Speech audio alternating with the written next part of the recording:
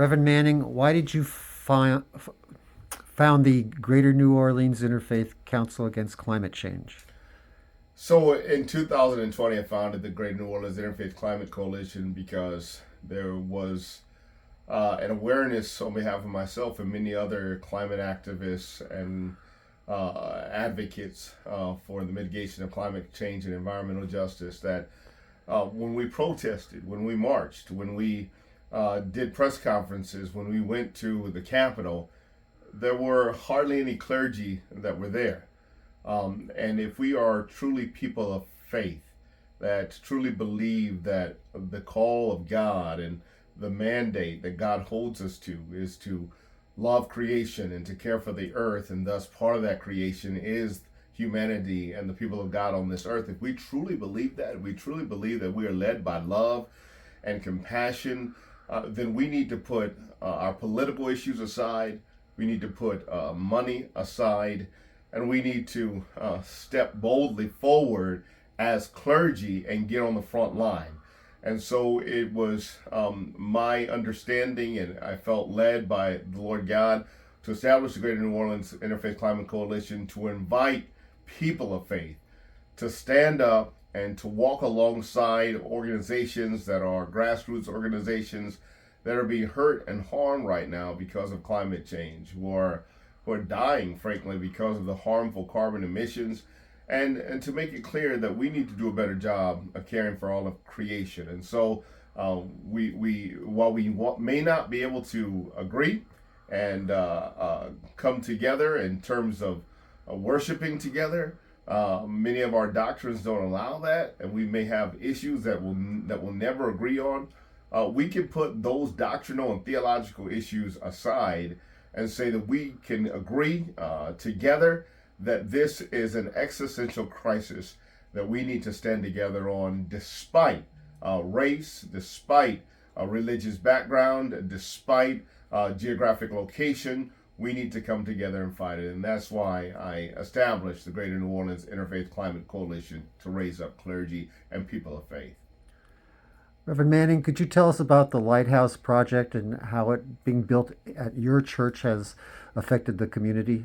Yeah, so the story of the Community Lighthouse Project starts in Hurricane Ida. So when Hurricane Ida hit the southeast Louisiana Gulf Coast area in 2021 and began to affect New Orleans, all of New Orleans, as is many places within the state of Louisiana, were affected by the power grid collapse. We had no power. Most people in Louisiana, and especially in New Orleans and outside of New Orleans and St. James and St. John and other places and other parishes, were without power, some for 2 weeks, some for 10 days, but it very much crippled our work of being able to care for each other. And so pastors wanted to respond. They were called on to respond, set up feeding stations and feeding distribution sites, set up cooling centers. But pastors felt very much unable to and crippled because they had no power. And the only way to get power at that time was to get fuel generated generators. But those were hard to come by because everybody needed one. And if you did get one, it was harder to get the fuel for one. And so we could not do what churches and clergy are used to doing, which is serving our community. And so we began to think, we're waiting on the government to respond and get our lights up. We're waiting for Entergy to respond and get us back on the grid. We determined that it's time for us to stop waiting. It's time for us as people to organize together and figure out a solution that is not dependent upon our officials, our leaders, our utilities to respond. And so was birthed the Community Lighthouse Project, so that the understanding would be that in the time of a storm, and if another widespread power outage happens, like in Hurricane Ida, we'd be able, when the power goes down from the grid, we'd be able to instantly power up. And that powering up would allow us to be distribution centers for food, would allow us to be cooling centers for people that are overwhelmed by the very hot extreme temperatures, would allow us to be able to be charging sites for cell phones, allow us to be a place where we can cool medicine for people that still need medicine cooled. And so our plan is to have 86 of these community lighthouses all around the state of Louisiana. And the goal is that everybody in the state will be within a mile of a community lighthouse when the power goes out. This is about a 15-minute walk. We are very excited to do this in partnership with Together New Orleans and the 54 member institutions that are part of Together New Orleans.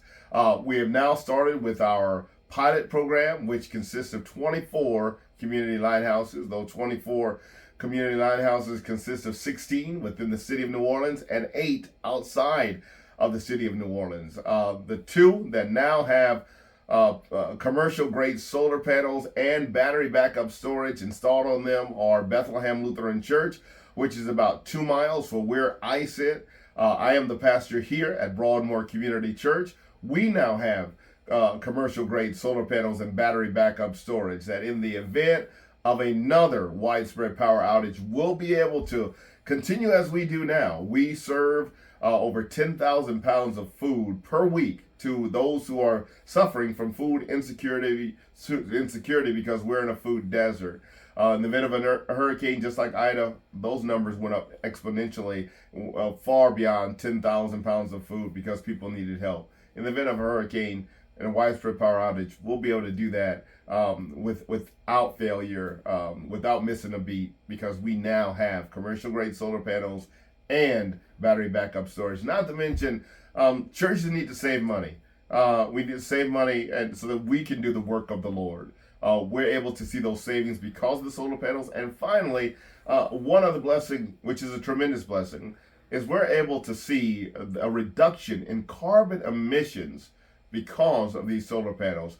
So that's the Community Lighthouse Project in a nutshell. We are excited to have our grand opening of the first 2 community lighthouses on March the 25th, beginning here at 2 o'clock p.m. at Broadmoor Community Church, 2021 South Dupree. Our special guest of honor, who has made sure that we had the allocation of $3.8 million from the DOE, the Department of Energy. That's Congressman Troy Carter will be here, along with many other city officials, to celebrate the grand opening of our first 2 community lighthouses, March 25th, 2 o'clock p.m.